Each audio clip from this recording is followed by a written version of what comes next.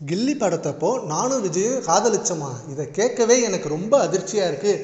இந்த மாதிரி விஷயங்களை எப்படி ஷேர் பண்ணுறீங்க அப்படின்னு சொல்லி செம்ம கோவத்தில் கொந்தளிச்சிருக்காங்க நடிகை த்ரிஷா அவர்கள். இப்போ ரீசெண்டாக ஒரு இன்டர்வியூவில் பழம்பெரும் நடிகை குட்டி பத்மினி அவர்கள் ஒரு விஷயத்தை ஷேர் பண்ணாங்க. கில்லி படத்தப்போ விஜய் அவர்களும் த்ரிஷா அவர்களும் காதலிச்சாங்க, உண்மையாக காதலிச்சாங்க. ரெண்டு பேரும் திருமணம் பண்ணுறதுக்காக தான் பிளான் பண்ணாங்க. அப்போ விஜய் அவர்களோட அப்பா இயக்குனர் எஸ் சந்திரசேகர் அவர்கள் அந்த காதலுக்கு ஒத்துக்க மாட்டான் அப்படின்னு சொல்லி அந்த காதலை பிரிச்சுட்டாங்க.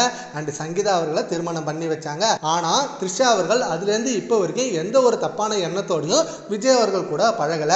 அண்ட் விஜய் அவர்கள் சங்கீதா அவர்களை விவாகரத்து பண்ணதுக்கு மெயின் காரணம் த்ரிஷா தான் அப்படின்றாங்க.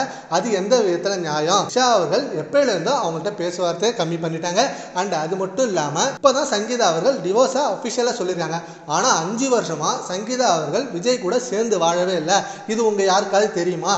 ஆனா இது எல்லாத்தையும் காரணம் த்ரிஷா தான் அப்படின்ற மாதிரி த்ரிஷாவை சொல்றீங்க. த்ரிஷாவை பொறுத்த வரைக்கும் அவங்க யாருக்குமே எந்த துரோகமும் பண்ணல அப்படின்னு சொல்லி இந்த விஷயத்தை ஷேர் பண்ணாங்க. இதை கேட்டதும் ரசிகர்களுக்கு மிகப்பெரிய அதிர்ச்சி ஆனிச்சு. என்னடா இப்படி ஒரு உண்மையை சொல்லியிருக்காங்களே அப்படின்னு சொல்லி. ஆனா அதுல சில விஷயம் பொய்யா தான் இருந்தது. ஏன்னா கில்லி படத்துக்கு அப்புறம் தான் சங்கீதா அவர்களை திருமணம் பண்ணாங்க அப்படின்ற மாதிரி சொன்னாங்க.